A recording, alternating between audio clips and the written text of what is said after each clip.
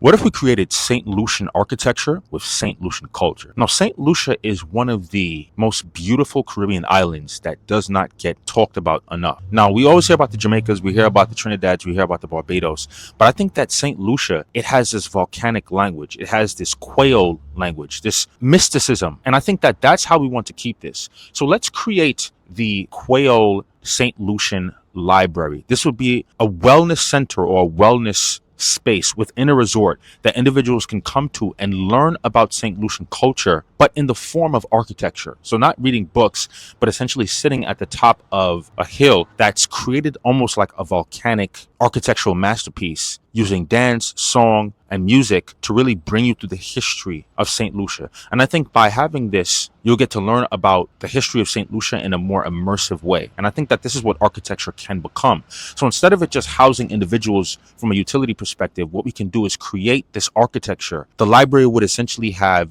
these wood, oak, and coral reef layers with books and artifacts within those books. It would essentially be open to the public, but really made primarily for individuals who are using that particular space. And I think just by this, we can have an architecture that really speaks to the culture of St. Lucia.